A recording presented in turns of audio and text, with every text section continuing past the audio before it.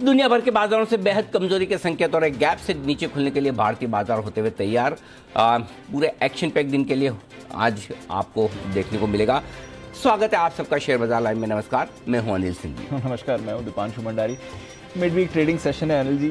बाजार की बात करनी है बट मूड खराब हो गया। मूड खराब हो गया?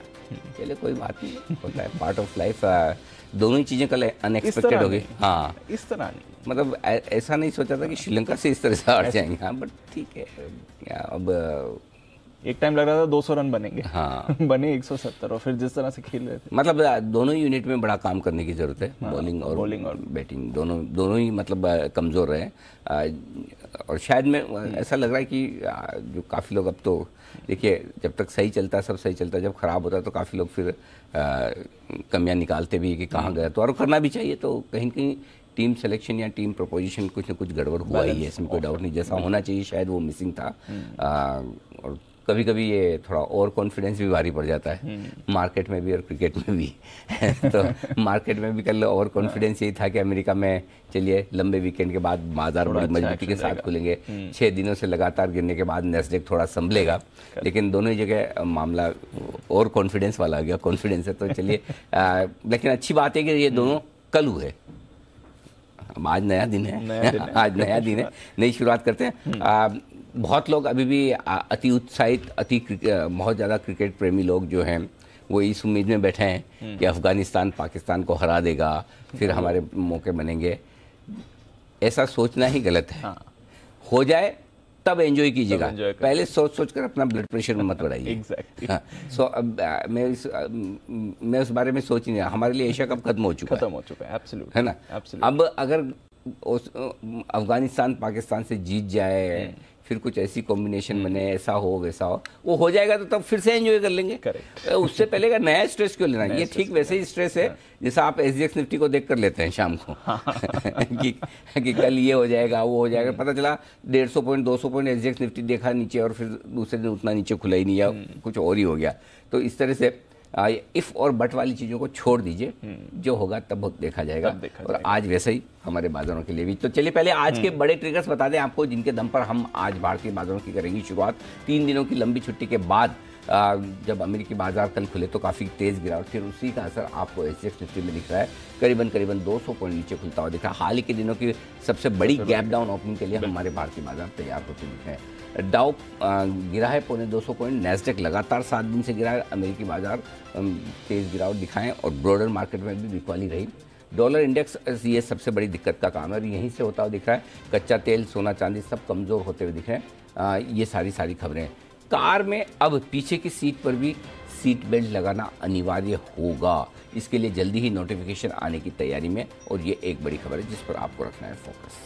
बिल्कुल। तो चलिए, काफ़ी सारी खबरें हैं जहां पर करना है फोकस। एक बार जरा ग्लोबल मार्केट समझ लेते हैं। 3 दिन के बाद अमेरिकी बाजार खुले। कल जब अब बंद हो रहे थे तो 250 अंक ऊपर था डाउ फ्यूचर्स जी। ऐसा क्या आ गया सर जो बाजार इतने गिर कर आए? और ठीक है, 0.5% 1% तो हमने अमेरिका को कई बार गिरते देखा है, बट आज इतना ज्यादा शार्प रिएक्शन उस पर क्यों आ रहा है? दीप, एक ही चीज है जो बदली है, और वो ये कि डॉलर इंडेक्स 20 साल की ऊंचाई पर 110.50 पर पहुंचना दिख रहा है। देखिए, डॉलर का बढ़ना 2 चीज़ों की वजह से। एक, आपका कॉन्फिडेंस किसी और एसेट क्लास में नहीं है, सिर्फ डॉलर में है। और डॉलर के बढ़ने का असर ये होता है कि जितना डॉलर बढ़ेगा उतना इक्विटी मार्केट के लिए, कमोडिटी मार्केट के लिए और दूसरे देशों की करेंसी के लिए खराब होता है। यानी कि डॉलर के सामने दूसरे देशों की करेंसी कमज़ोर होगी, चाहे आप उसे डॉलर का मजबूत होना मान लें या किसी दूसरी करेंसी का कमज़ोर होना। राइट, बात हुई। तो एक करेंसी मार्केट पर असर आता है। जैसे ही डॉलर इंडेक्स बढ़ता है, सोना चांदी और बाकी कमोडिटीज़ के दाम भी कम होते हैं। जैसे ही डॉलर इंडेक्स या डॉलर का मजबूत होना होता है, वैसे आपको इक्विटी मार्केट में भी पैसा आना कम होता है, और इक्विटी में थोड़ा लोग पैसा निकालते हैं। स्पेशली जब डॉलर इंडेक्स का मजबूत होना होता है तो एमर्जिंग मार्केट्स में से पैसा निकालते हैं, क्योंकि एमर्जिंग मार्केट्स या फिर जो हमारे देश जैसे देश हैं जहाँ पर FIs आकर पैसा लगाते हैं, तो उनके इन्वेस्टमेंट की वैल्यू कम होती है।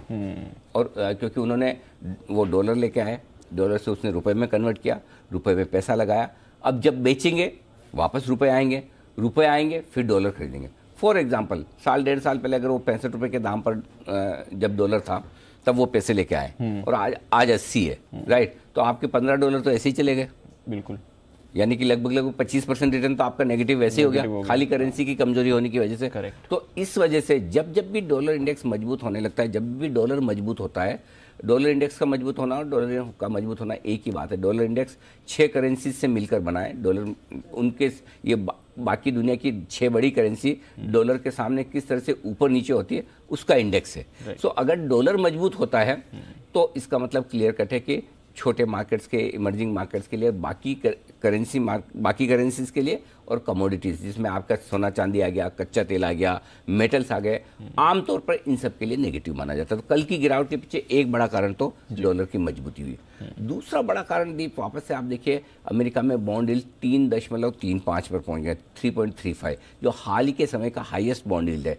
इसका मतलब क्लियर कट है कि अब और इस सितंबर की पॉलिसी में भी आप 0.1% के लिए मानकर चलिए कि आनी है। सो अमेरिका में मेरे ख्याल से ये रिकॉर्ड ही होगा, लगातार तीसरी बार 0.1% आज तक कभी हुआ नहीं इतिहास में। लगातार तीसरी बार अगर फेड 0.1% दरें बढ़ाए तो उसके क्या मायने हो सकते हैं आप समझ लीजिए। सो आई थिंक बढ़ती हुई ब्याज दरें दूसरी चीज है जो इक्विटी मार्केट्स के लिए अच्छी नहीं है। ब्याज दरों का बढ़ना हमेशा इक्विटी मार्केट के लिए खराब माना जाता है।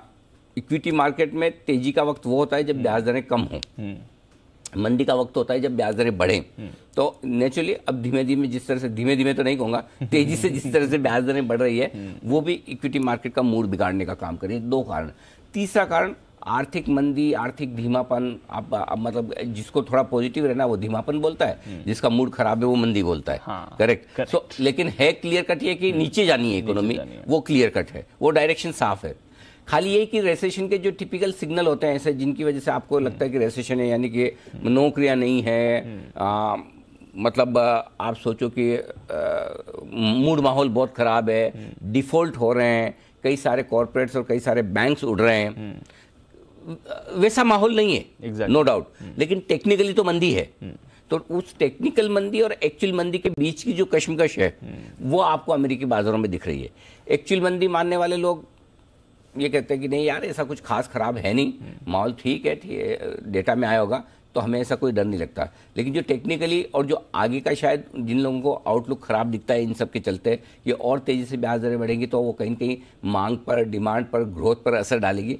वो सब मिलाकर जो है ना वो अमेरिकी बाजारों को उठने नहीं दे रहे हैं। सो आई थिंक ये बड़ी चिंता की बात है। एक इंटरेस्टिंग डेटा दीप है कि पिछले 7 सालों में, 6 सालों में पहली बार ऐसा हुआ है 2016 के बाद लगातार 7 दिन नैस्डैक गिरा है। एग्जैक्टली। जबकि ये 2020 के कोविड के वक्त भी ऐसा नहीं हुआ कि लगातार 7 दिन गिरा। 7 दिन नहीं था। अभी जब ऊपर से 30-35% नैस्डैक गिर गया तब भी ऐसा नहीं हुआ लगातार 7 दिन गिरा हो। सो अब इसमें 2 चीजें हैं और 7 में से 6 दिन डाउ भी गिरा है, सिर्फ एक दिन 150 पॉइंट बढ़कर आया था। अदरवाइज 7 में से 7 दिन उनका भी हो जाता है। सो आई थिंक 2016 में खाली 9 दिन तक लगातार गिरा था। सो नैस्डैक अगर उस लिहाज से देखें अगर आप डाउ को निफ्टी मान लें, नैस्डैक को बैंक निफ्टी मान लें, ठीक है, वैसा ही है। हाँ वैसे ही है। तो वो ज्यादा वोलेटाइल है, ज्यादा फास्ट मूव देता है, राइट। अगर उस लिहाज से आप देखें नेगेटिव साइड पे सोचेंगे तो ये कि लगातार 7 दिन गिरना अच्छे संकेत नहीं है, बहुत खराब माहौल है, कमजोरी है, ये वो ऐसा। दूसरी तरफ पॉजिटिव साइड पर आप देखें तो भाई इतना गिर गया, एक तरफा गिर गया, इससे ज्यादा क्या है, ऐसा तो 2020 में भी नहीं हुआ था। तो आई थिंक दोनों के बीच में कशमकश है। डाउ भी कमजोर हो रहा, उसके ऊपर आप देखिए जो कल की गिरावट हुई वो अनएक्सपेक्टेड थी, क्योंकि कल जब हम बंद हुए 150-200 पॉइंट डाउ फ्यूचर्स ऊपर थे, लगभग 100 पॉइंट नैस्डैक फ्यूचर्स ऊपर थे। उसके विपरीत उतना ही जाकर गिरे, यानी कि 350 पॉइंट की गिरावट तो आपको एडजस्ट करनी है डाउ पर, 250 पॉइंट की गिरावट एडजस्ट करनी है नैस्डैक पर, कल की क्लोजिंग के लिहाज से देखें। प्लस ये तो अभी डाउ फ्यूचर और 150 ऊपर है, सॉरी 150 नीचे, यानी कि आपको 500 पॉइंट की गिरावट एडजस्ट करनी है। अगर एक्चुअली देखा जाए तो 3:30 बजे से 9:15 बजे के बीच में 500 पॉइंट डाउ कमजोर हो गया इफेक्टिवली, ऐसे कैलकुलेट करें तो। और नैस्डैक आपका करीबन 250 पॉइंट कमजोर हो गया। तो फिर उस हिसाब से 200 पॉइंट कितना बनता है, वाजिब है, ये वाजिब है। सो आई थिंक ग्लोबली थोड़ी सी चिंताएं बढ़ रही है।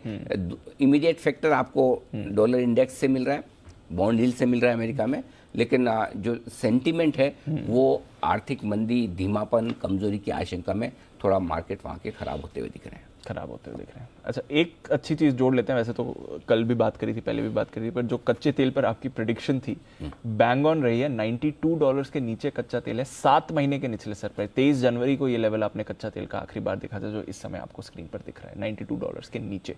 तो रशिया का पूरा वॉर प्रीमियम निकल गया, उसके पहले का भी जो बिल्डअप था 1 महीने का, वो भी आपको निकलते हुए दिख रहा है कच्चे तेल में। तो यहाँ से एक थोड़ी सी राहत आ रही है, बाकी कमोडिटीज भी नहीं, ये राहत थोड़ी नहीं दी, बड़ी है। और ऐसी बड़ी राहत डॉलर या प्राइस के लिहाज से नहीं है, बड़ी राहत दी डायरेक्शन के लिहाज से। हाँ, क्योंकि है ना, ये कच्चे तेल के लिए बढ़ने के लिए ये बहुत बढ़िया गोल्डन चांस था। जब ओपेक प्रोडक्शन कट करे, ओपेक प्लस, और उस समय ये बढ़ जाए।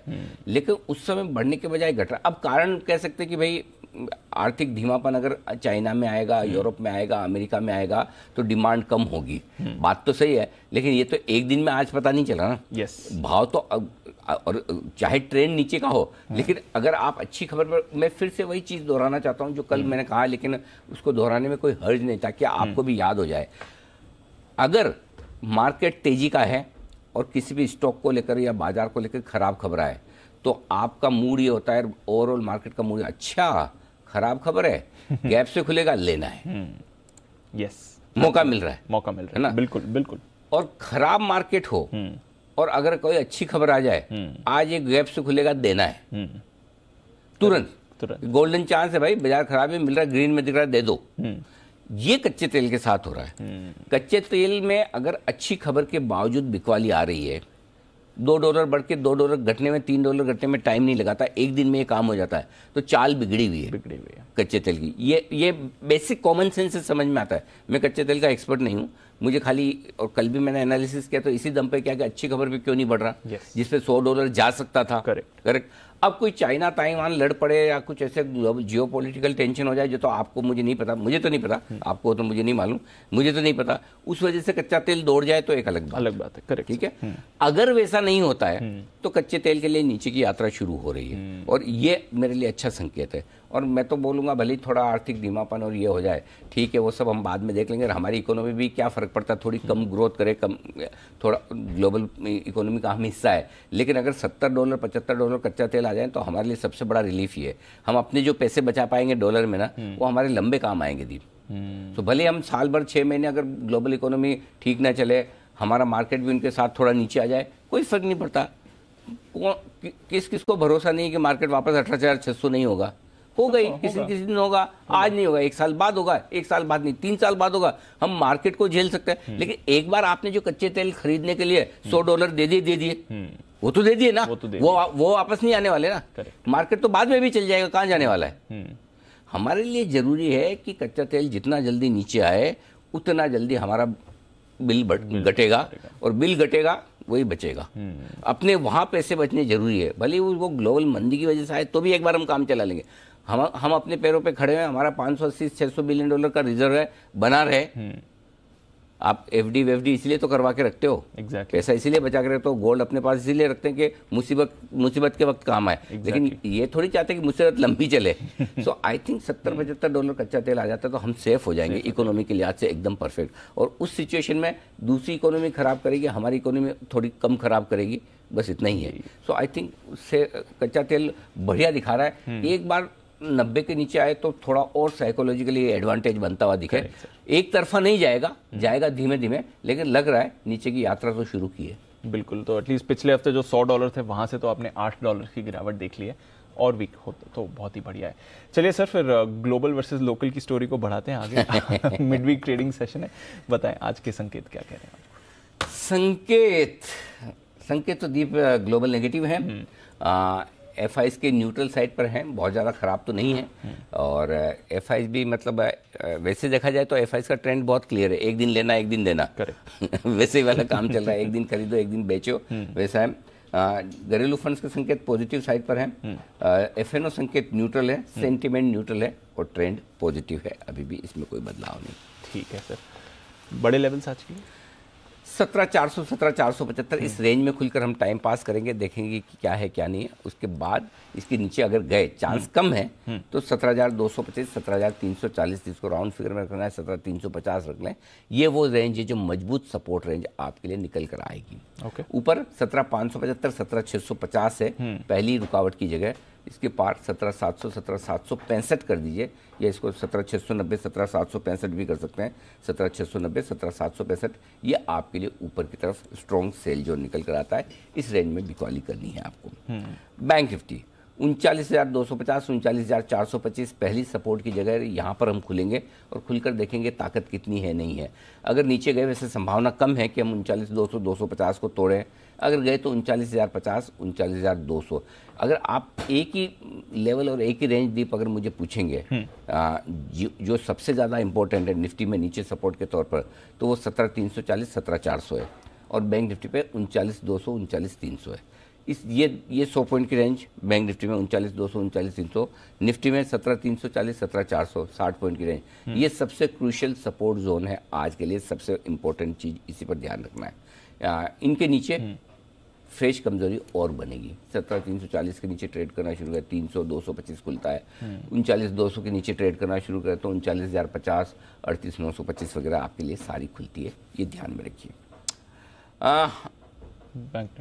39,950 200 दे दिया, हाँ हायर साइड 39,800 850 पहली रुकावट की जगह है, यहाँ पर फोकस करेगा।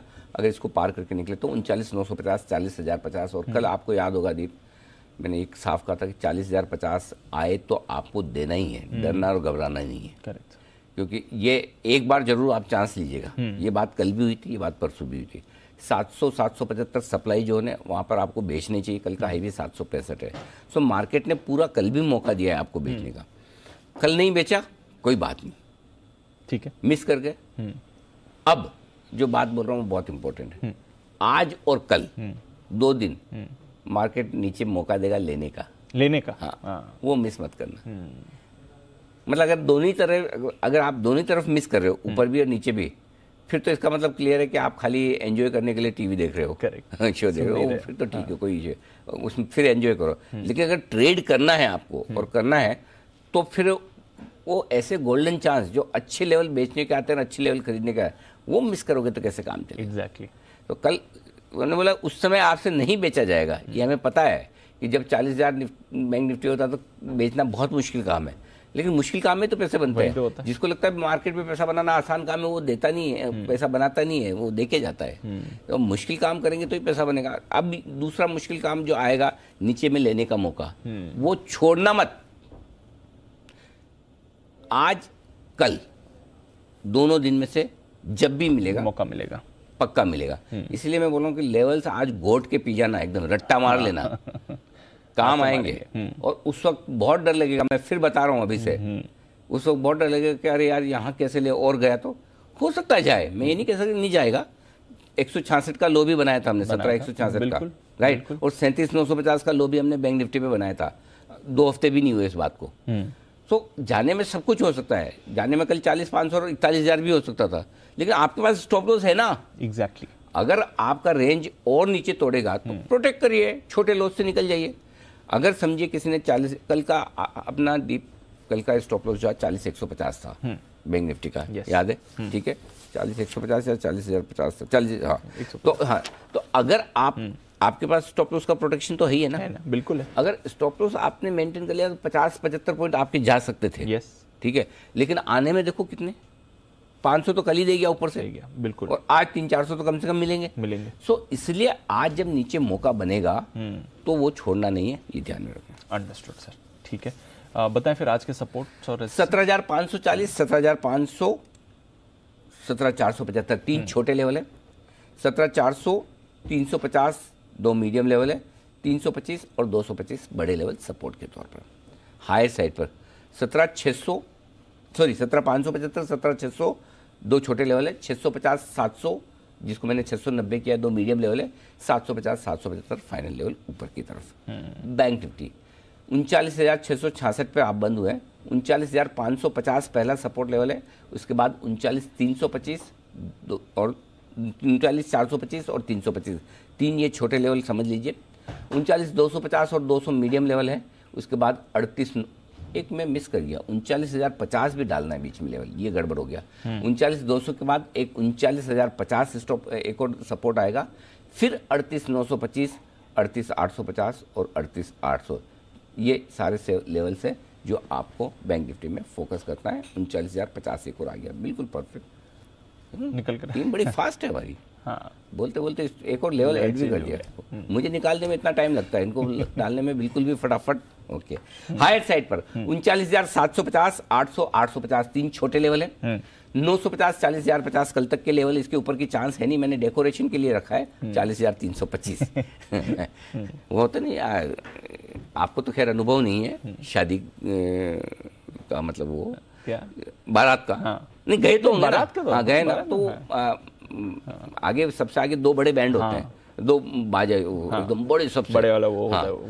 कभी बाकी सबको बंद करके खाली उनका म्यूजिक सुनो, तो आपको लगे ये बाजा है कि नॉइस करने का इंस्ट्रूमेंट है। मतलब उसमें कोई म्यूजिक नहीं होता, खाली वो आवाज बढ़ाने का काम करता है, वो शो पीस है।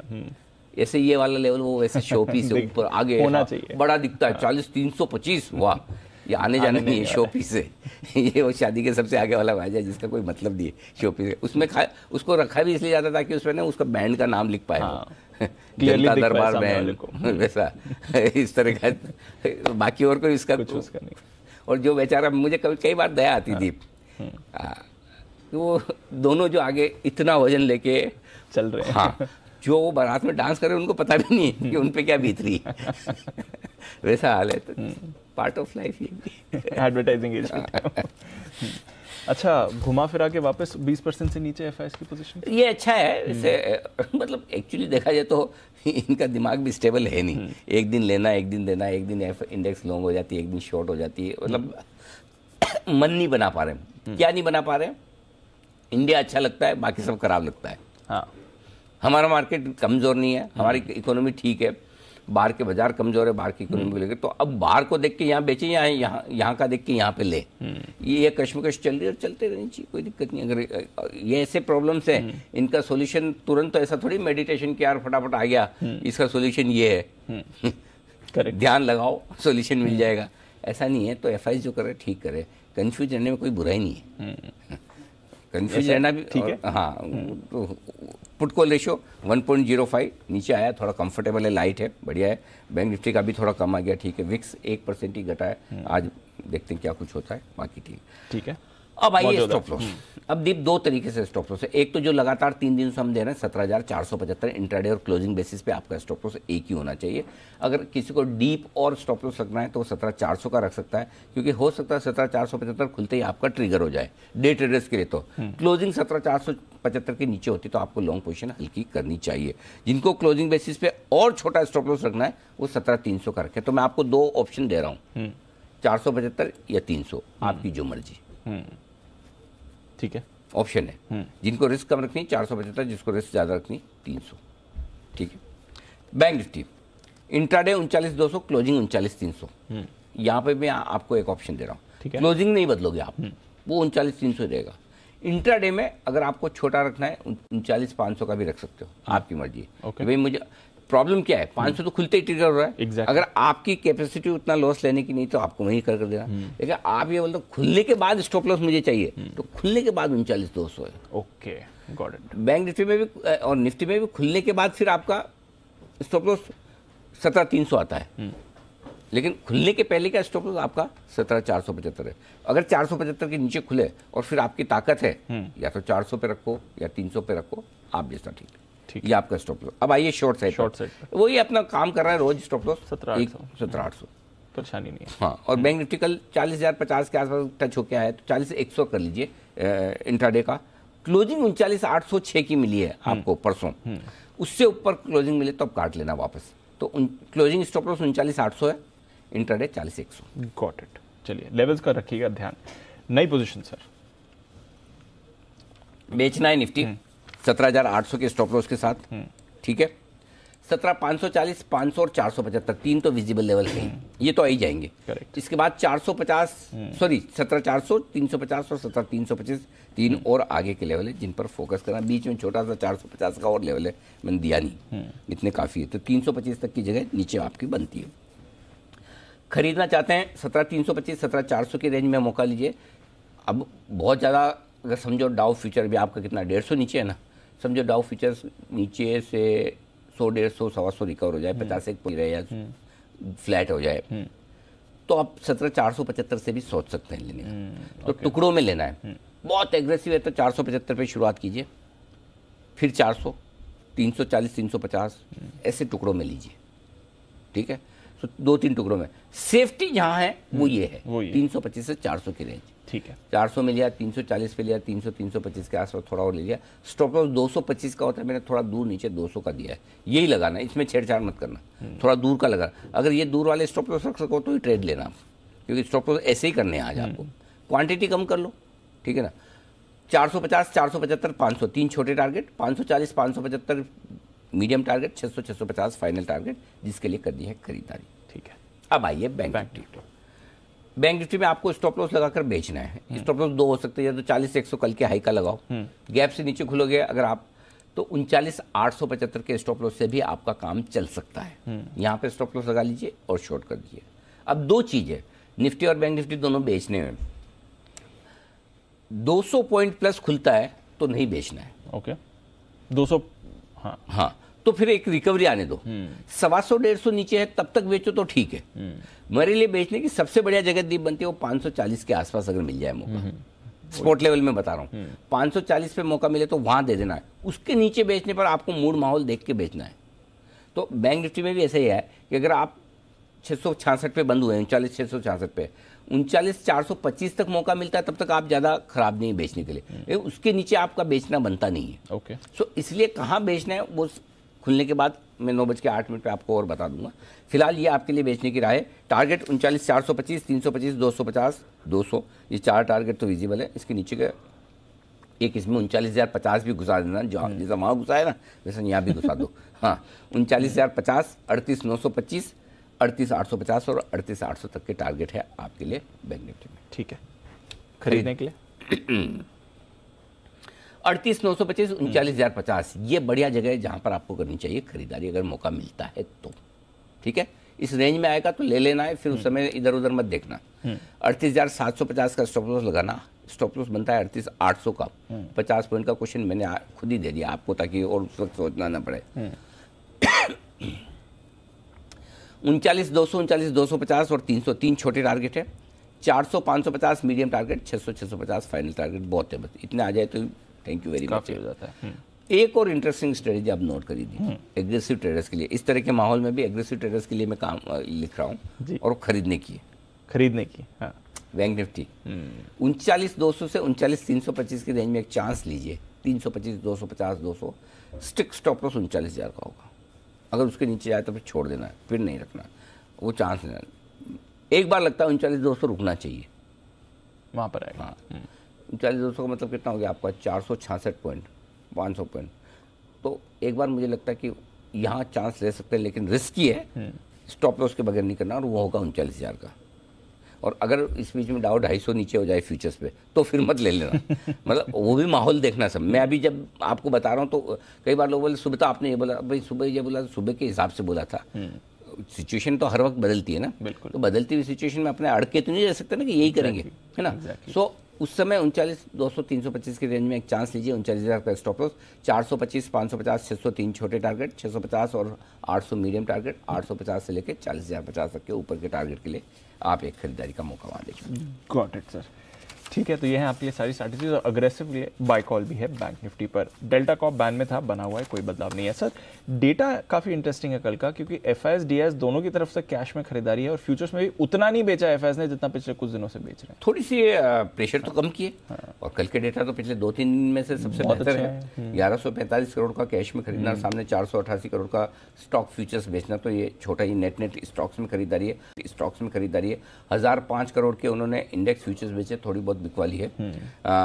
हाँ, एक चीज जरूर है दीप कि कल थोड़े से शॉर्ट्स बने हैं एफआईएस की तरफ से, इंडेक्स और स्टॉक फ्यूचर्स में दोनों में, लेकिन कैश में खरीदारी की है। 633 करोड़ की लोकल फंड्स की खरीदारी, लोकल फंड का आंकड़ा वही 500-700 करोड़ की रेंज का हो गया, या तो लेना है या देना है। ज़्यादातर खरीदारी उनका 5 में से 3 दिन खरीदारी का आता है, एफआईएस का 5 में से 3 दिन बिकवाली का आता है, वैसा वाला मामला चल रहा है। अब आइए एफएनओ में दीप 17,700 के नीचे आप खुलेंगे, पक्का वो तो है ही, सॉरी बंद हुए। तो अब आपके लिए इमीडिएटली जो सपोर्ट है, जहां से आपको तेजी और मंदी गिननी है, वो लेवल है 17,500। ठीक है, 17,500 के नीचे जब तक आप हैं, खराब ही खराब है।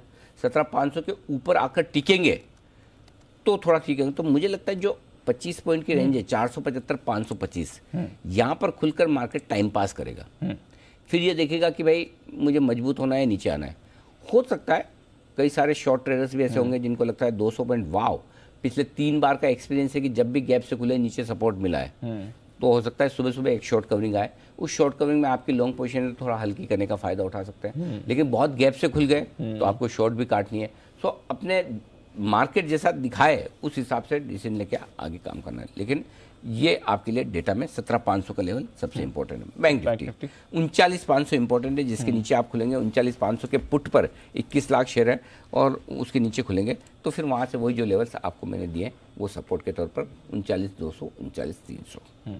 ठीक है सर, चलिए तो ये है आपके लिए सारे इंपॉर्टेंट लेवल्स। आज का पूरा डेटा गैप डाउन तो है, अब उसके बाद बाजार की चाल कैसी रहेगी ये इंटरेस्टिंग है। और सुबह से 200 पॉइंट नीचे है एसजीएक्स निफ्टी, एक बार भी आपने कोई भी रिकवरी नहीं देखी है। 200 पॉइंट का 200 पॉइंट ही नीचे सुबह से आपको दिख रहा है।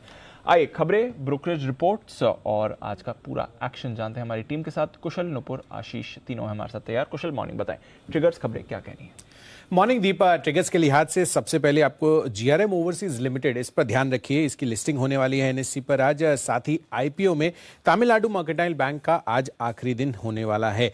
साथ ही सरकार आरबीआई समेत अन्य बैंक चीफ्स के साथ बैठक करने वाली है इंटरनेशनल रूपी ट्रेड सेटलमेंट मैकेनिज्म को तय करने के लिए। और डीबी रियल्टी पर भी फोकस रखिए, इसमें 3 करोड़ नई सिक्योरिटीज भी लिस्ट होती हुई नजर आएंगी। ग्लोबल इवेंट के लिहाज से दूसरी तिमाही के जीडीपी आंकड़े आएंगे यूरोप के, और यूएस में फेड वाइस चेयरमैन ब्रेनार्ड आज बोलते हुए दिखेंगे। एप्पल का लॉन्च इवेंट भी है, तो यहां पर भी हमारा बड़ा फोकस रहेगा। प्राइमरी मार्केट अपडेट्स में तमिलनाडु मर्केंटाइल बैंक दूसरा दिन टोटल 1.53 टाइम सब्सक्राइब हुए हैं। रिटेल कैटेगरी 3.6 टाइम सब्सक्रिप्शन यहां पर भी आता हुआ दिख रहा है।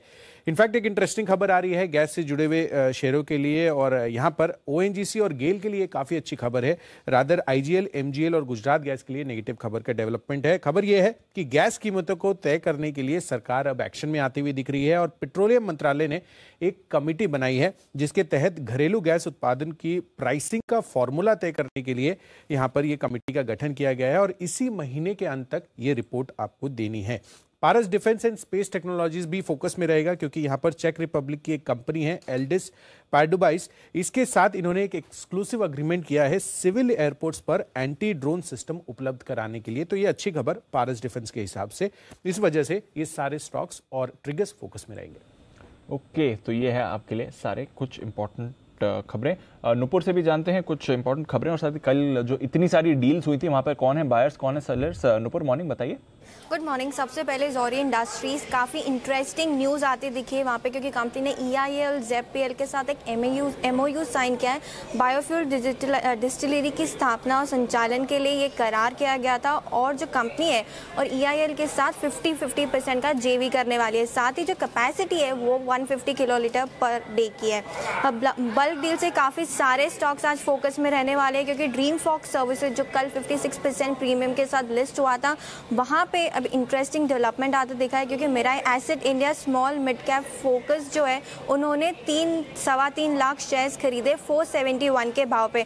हैटसन एग्रो में भी इंटरेस्टिंग डेवलपमेंट, क्योंकि प्रमोटर ने अपनी 1.25% से हिस्सेदारी को कम किया है, लेकिन जो बायर्स है वो काफ़ी स्ट्रॉन्ग है, क्योंकि डोमेस्टिक म्यूचुअल फंड हाउस से SBI म्यूचुअल फंड और सुंदरम म्यूचुअल फंड ने शेयर्स खरीदे 987 के भाव पे। सिंजिन इंटरनेशनल जो प्रमोटर है बायोकॉन, उन्होंने 5.5% से अपनी हिस्सेदारी को घटाया है, जो पहले 70% के आसपास थी वो अब 64.5% रह गई। इनफैक्ट जो बायर है वो ICICI प्रूडेंशियल म्यूचुअल फंड है, उन्होंने 28 लाख शेयर्स खरीदे हैं 560 के भाव पे। रॉयल ऑर्किड भी आज फोकस में, क्योंकि प्रमोटर ने अपनी कुछ हिस्सेदारी को घटाया, जो पहले 43.32% थी वो अब 43.24% है। ओपन मार्केट के थ्रू ये ट्रांजैक्शन हुआ था सितंबर 5 को। ओके, तो ये है आपके लिए कुछ खबरें और साथ ही कल जो इतनी सारी डील्स हुई थी वहां पर क्या हुआ है एक्शन पर। समझते हैं आज ब्रोकरेजेस का क्या कहना है FIR में।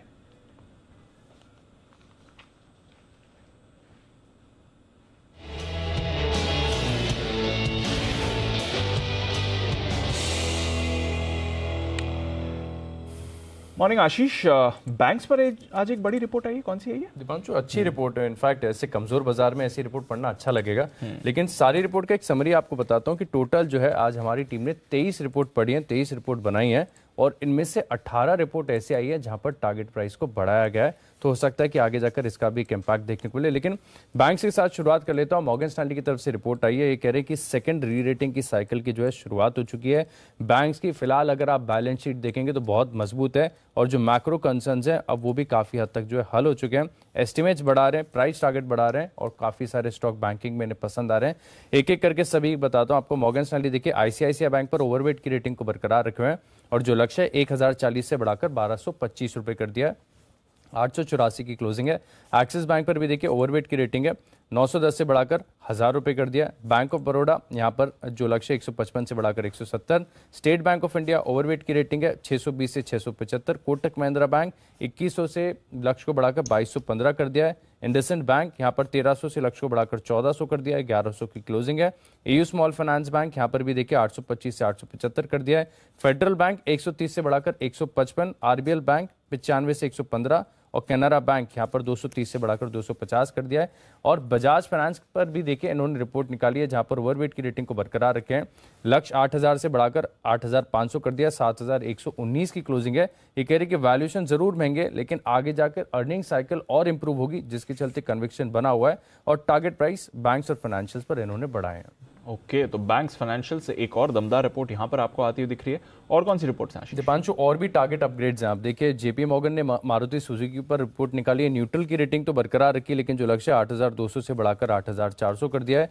बजाज ऑटो पर CLSA जो है आउट परफॉर्म की रेटिंग दे रहे हैं लेकिन थोड़ा सा व्यू इनका नेगेटिव हुआ है। 4677 से लक्ष्य को घटाकर 4343 कर दिया है, 3929 की क्लोजिंग है। ये मान रहे कि आगे जाकर जो है एक्सपोर्ट्स प्रेशर में देखने को मिल सकते हैं और वॉल्यूम्स में भी त्योहारी सीजन के बाद कैसी रिकवरी आती है, कैसी डिमांड रहती है, इसको देखना होगा। M&M यहाँ पर JP मॉर्गन ओवरवेट की रेटिंग को बरकरार रखे हैं। लक्ष्य 1400 से बढ़ाकर 1550 कर दिया है। NTPC पर HSBC खरीदारी की राय दे रहे हैं। लक्ष्य 190 से बढ़ाकर 200, 168 की क्लोजिंग है। कोल इंडिया पर बहुत ही दमदार रिपोर्ट है। ये JP मॉर्गन की तरफ से रिपोर्ट है। ओवरवेट की रेटिंग को बरकरार रखा है और लगातार दूसरी बार इन्होंने लक्ष्य बढ़ाया। 270 से अब बढ़ाकर 285 का लक्ष्य दे रहे हैं।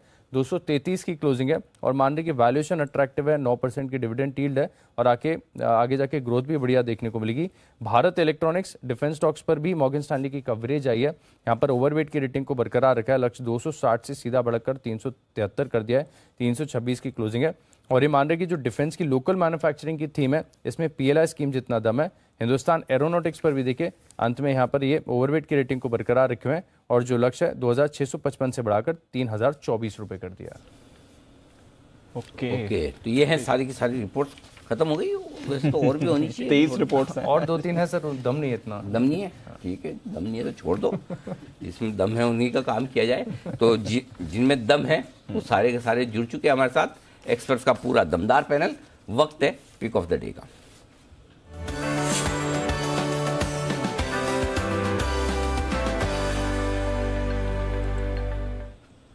अब सबसे ज्यादा दम बंसल जी में है कि नहीं, इस बात की तो हम गारंटी नहीं दे सकते, न बंसल जी दावा कर सकते, लेकिन शुरुआत हम उन्हीं के साथ करेंगे। बंसल जी सुप्रभात, बताएं sir pick of the day. सुप्रभात अनिल जी, सुप्रभात दीपांशु। देखिए अनिल जी, ना तो कोई दावा कर सकता है ना कोई कह सकता है, but Anil ji feel good तो मैं कर सकता हूँ कि सबसे ज्यादा दम मेरे में है। मुझसे शुरुआत हो रही है तो इस फील गुड फैक्टर के साथ मैं शुरुआत कर रहा हूँ और मेरा पिक ऑफ द डे है टाटा स्टील। टाटा स्टील पे खरीदारी की राय है।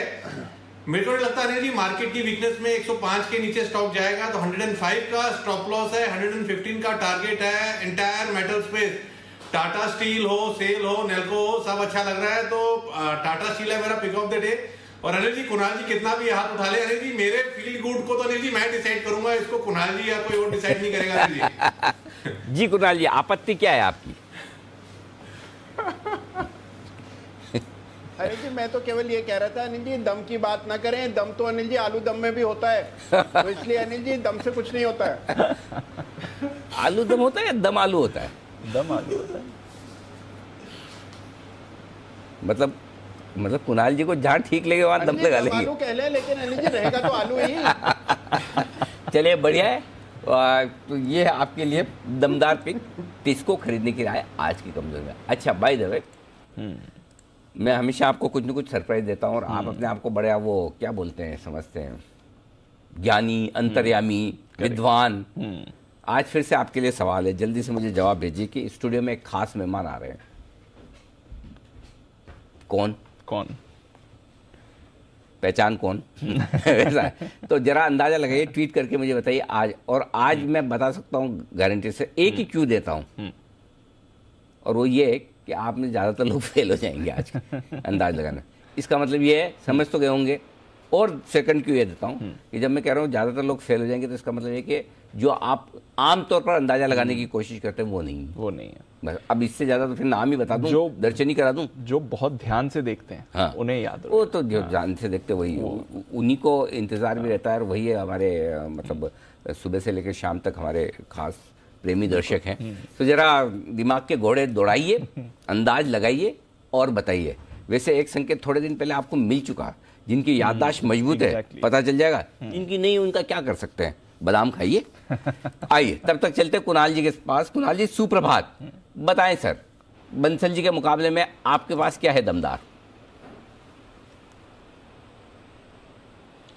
अनिल जी देखिए, आपको जानकर सबसे पहले अनिल जी सुप्रभात आपको और दीपांशु को। अनिल जी कल रात आप मेरे सपने में आए थे अनिल जी, और मैं अनिल जी बिना कॉल के मुझे ऐसा सपना आया कि मेरे पास कॉल नहीं है और आप मुझसे पूछ रहे हैं पिक ऑफ द डे बताइए जल्दी। हाँ। तो अनिल जी इसीलिए पिक ऑफ द डे बता रहा हूँ, और बिल्कुल वैसा ही लग रहा है कि सपना अनिल जी हकीकत बन रहा है। एक मिनट, आपने जब सवाल किया तो बिल्कुल कुणाल जी आप यंग है, डायनामिक है, डैशिंग है, सक्सेसफुल है, बहुत मतलब फेमस हैं। क्या कमी है आप में? मेरे से बेटर सपना आपको कोई नहीं आता?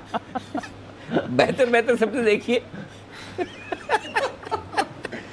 अनिल जी मैं भी यही सोच रहा हूँ कब से अनिल जी, कि सपना भी आना था और वो भी याद रहना था। तो अनिल जी सपना आप ही का आ रहा है। चलिए बढ़िया, मेरी खुशकिस्मती कि मैं आपके शब्द में आया। धन्यवाद सर। दिन में मैं आपको भूलने नहीं देता, रात में आप मुझे याद करते हैं। बताइए। अनिल जी तो देखिए, मैंने तय किया था अनिल जी सवेरे जब मैं उठा कि कोई ना कोई कॉल जरूर दूंगा। तो अनिल जी आज खरीदारी की राय दे रहा हूं, और खरीदना है एनटीपीसी। अनिल जी देखिए, दुनिया भर में पावर की बहुत बड़ी शॉर्टेज है। वर्ल्ड ओवर पावर प्रोड्यूसर्स के स्टॉक्स जो है वो लाइफ टाइम हाई पर ट्रेड हो रहे हैं। तो एक बड़ा ब्रेकआउट एनटीपीसी में आता हुआ दिख रहा है। एनएचपीसी, एनटीपीसी, एसजेवीएन, जितने भी पावर प्रोड्यूसर्स हैं सब में बड़ी तेजी बनेगी। एनटीपीसी बाय करके चले। यहाँ पर 172 का पहला, 175 का दूसरा टारगेट है। 166 रुपए पर स्टॉप लॉस रखकर एनटीपीसी में खरीदारी कराए। 68 का स्टॉप लॉस और राय खरीदारी की एनटीपीसी में। सीबी जी गुड मॉर्निंग, बताएं क्या पसंद है आपको आज के लिए? वेरी गुड मॉर्निंग अनिल जी, वेरी गुड मॉर्निंग। पहले तो वेरी गुड मॉर्निंग दीपांशु, सभी को मेरा गुड मॉर्निंग। पहले तो पिक ऑफ द डे नहीं बताऊंगी, पहले तो मुझे वो उसमें मुझे अंदाज करना है कि कौन आया है आपके साथ स्टूडियो में। करूं? हाँ बताइए। 100% करेक्ट हो जाऊंगी। हाँ तो होना ही चाहिए, जैसे आपके चार्ट हमेशा करेक्ट होते हैं वैसे ही। शुभम है आपके पास? गलत जवाब। नहीं, शुभम लास्ट वीक कंफर्म किया था कि वेडनेसडे को वो मुंबई में स्टूडियो में पहुंचेगा। कब बोला? अब देखिए शुभम है कि नहीं? नहीं है, मैं बोल रहा हूँ ना, कब बोला आपको फोन किया था? मुश्किल है। शुभम लास्ट वीक कहा था शो में कि वो मुंबई में वेडनेसडे को आएगा, उसके साथ आप लोग का बातचीत भी हो चुका है। अच्छा, मैं तो इसलिए गेस किया, शायद मैं ठीक ही हूँ। आप अभी भी मुझे कह रहे हैं कि मैं गलत हूँ। मैं शायद गलत नहीं हूँ। चलिए पता चलेगा। अभी पहले पिक ऑफ द डे बताइए आप। मेरा pick of the day Anil ji, market जो भी हो, खराब तो लग रहा है, ग्लोबल क्यूज खराब है, पर मुझे तो बाई कॉल ही देना है, क्योंकि मार्केट खराब नहीं होगा, नीचे खुलेगा तो धीरे धीरे वापस ऊपर आ जाएगा। भारतीय एयरटेल में कल का क्लोजिंग बहुत दमदार आया था, और मुझे लगता है कि भारतीय एयरटेल में ध्यान पॉजिटिव है, यहाँ पे खरीदारी करके चलने का सलाह होगा। 761 के आसपास कल क्लोजिंग आई थी, तो मुझे लगता है कि 755, 753 के आसपास मिल जाएगा। अगर वहां पे मिलता है तो जरूर खरीदे। 750 के नीचे स्टॉप लॉस मेंटेन करना रहेगा। स्टॉक में जितना बढ़िया ब्रेकआउट कल आया था उसके बाद लग रहा है कि 770 780 के लिए स्टॉक तैयार हो चुका है, तो वही मेरा टारगेट होगा। 750 का स्टॉप लॉस होगा, लोअर साइड पर खरीदने का सलाह होगा। 755 753 इस रेंज के आसपास मिल जाना चाहिए, वहां पे खरीदने का सलाह होगा। ओके, तो ये है आपके लिए भारतीय एयरटेल में खरीदारी करने की राय। आइए अमरीश सर भी हमारे साथ हैं तैयार। अमरीश सर गुड मॉर्निंग, बताएं sir pick of the day. Good morning Anil ji, good morning Dipanshu. क्योंकि मार्केट गैप डाउन खुलेगा, एक डिफेंसिव स्टॉक दे रहा हूँ। Alembic Pharma vertically integrated research and development pharma company है, leaders in branded generics in India. करीब 40% top line आता है यूएस से, और इंडिया से करीब 30% का रेवेन्यू आता है। यूएस बिजनेस स्लो डाउन हुआ था, इसीलिए ये स्टॉक अंडर परफॉर्म किया, पर अभी पिकअप करेगा with new launches. US FDA का फाइनल अप्रूवल आया है क्लोरथालीडन टैबलेट्स, जो हाइपरटेंशन और हाई ब्लड प्रेशर के ट्रीटमेंट के लिए है। इंजेक्टेबल फैसिलिटी का यूएस एफडीए ऑडिट हुआ था रिसेंटली, 2 ऑब्जर्वेशंस आए थे, पर मैनेजमेंट बता रहे हैं कि इसमें डेटा इंटीग्रिटी का इश्यू नहीं है, सो ऑब्जर्वेशंस शायद जल्दी क्लियर हो जाएंगे। और एलएमबी के पास करीब 171 ANDA अप्रूवल्स है यूएस एफडीए के पास। अभी लॉन्च कर रहे हैं 5 to 6 products in Q2 FY23 और 15 to 18 products in the whole of FY23, तो इसका फायदा शायद सेकेंड हाफ में होगा। और मैनेजमेंट काफी बुलिश है इंडिया बिजनेस पे, तो एक्सपेक्टेड ईपीएस फॉर FY24 करीब 38 का है, तो मेरा शायद like long term target 9 to 12 months का टारगेट है 950 का। तो एलेम्बिक फार्मा है ये स्टॉक, अमरीश सर की पसंद का स्टॉक। और आइए तैयार है हमारे साथ सुमित जी भी। सुमित जी सुप्रभात, बताएं आपका pick of the day. Good morning Anil ji, good morning जी।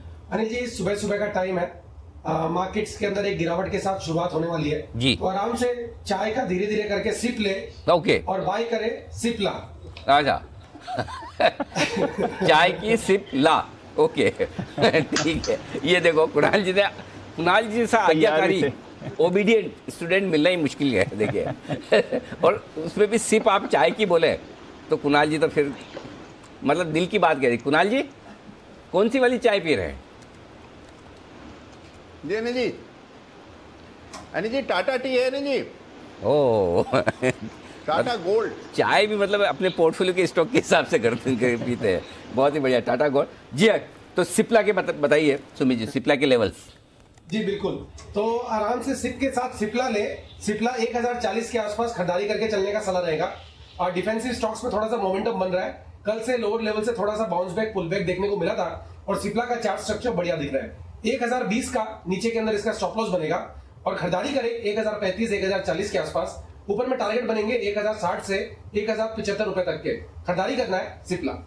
सुमित जी की क्रिएटिविटी में आज एक बड़ा इजाफा हुआ है, किसी ने नोटिस किया तो बताइए कि चाय की सिप के साथ सिप्ला लीजिए, कि कोई इनकी नई तरह की कविता, नई तरह की इसमें क्रिएटिविटी। हालांकि सुमित जी को खुद को भी नहीं पता होगा, लेकिन मैंने ऑब्जर्व किया। किसी ने किया नहीं?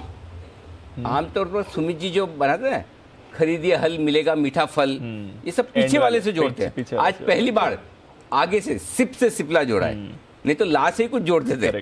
तो सुमित जी आपने नोटिस किया ये बदलाव आप में है?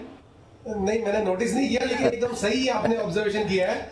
तो हर बार पहले स्टॉक आता है और फिर वो आता है। इस बार पहले अल्फा, पहले जो वर्ड्स आए हैं फिर स्टॉक का नाम आया है। हाँ जी कुणाल जी।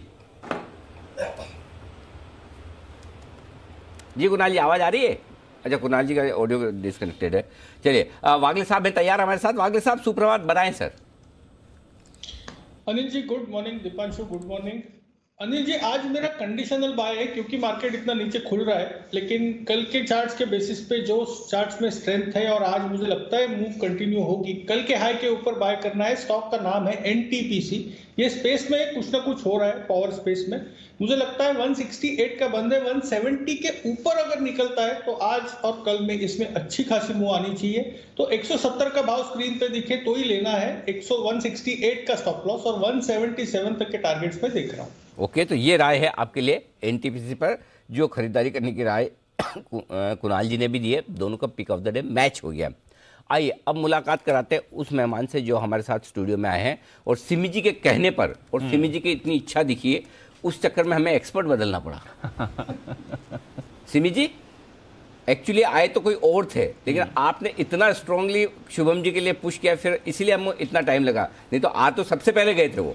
लेकिन हमने कहा अब सिमी जी शुभम जी इतना कर रहे थे, चलिए जो आए उनको भेजा, शुभम जी को बुलवाया, आइए शुभम जी हमारे साथ है। शुभम जी स्वागत है आपका। सिमी जी ने अंदाज लगाया आपके लिए। जबरदस्त। पहले तो good morning Anil ji, good morning Deepanshu जी। आज 7-8 महीने के बाद स्टूडियो में आके काफी अच्छा लग रहा है। स्वागत है आप। और लोग बोल रहे कनाडा वाले शुभम जी आए। हाँ तो अभी थोड़े दिन पहले आया हूँ। हाँ तो मतलब कनाडा भी आपका है? हम तो सोचे इंडिया आपका है। चलिए बढ़िया। जयपुर वाले जैन साहब के पास बात कनाडा वाले शुभम जी भी हो गए हमारे। जी शुभम जी तो बताएं आज क्या इरादा है? बस अनिल जी पहले तो सिमी जी आई थिंक बहुत डेडिकेटेड व्यूअर भी हैं, जो इससे समझ में आ रहा है, बिकॉज आई थिंक फ्राइडे को मैंने मेंशन किया था शो पे और उन्होंने वो ध्यान रखा। तो आज का जो मेरा पिक है वो सिप्ला पे खरीदारी की राय है, जो सुमित जी ने पहले ही अभी यहाँ पे उसको बहुत अच्छा सिप के साथ जोड़ा, जो मैं सोच भी नहीं सकता था। तो सिप्ला में 1050 के स्ट्राइक का जो कॉल ऑप्शन है वो खरीदना है। और इसमें अगर हम देखें पूरा फार्मा स्पेस यहाँ पे काफी अच्छा डेवलपमेंट देखने को मिल रहा है। ग्रेजुअली बहुत सारे स्टॉक जैसे डॉक्टर रेड्डी सिप्ला यहाँ पे एक्टिविटी अब बनता हुआ दिख रहा है। और 1040 के जो कॉल राइटर्स थे वहां पे हो सकता है कि अब शिफ्टिंग देखने को मिलेगा। तो 1050 के स्ट्राइक का कॉल ऑप्शन के थ्रू एक लॉन्ग ट्रेड बनाए, 31 रुपए का लक्ष्य होगा, 19 रुपए पे स्टॉप लॉस मेंटेन करें। एक हमारे दर्शक है सचिन शाह, देखो ख्वाब मतलब देखो एक्सपर्ट बोलने के बावजूद लिख रहे हैं रणबीर कपूर और करण जौहर आ रहे हैं अपनी ब्रह्मास्त्र को प्रमोट करने के लिए आपके स्टूडियो में।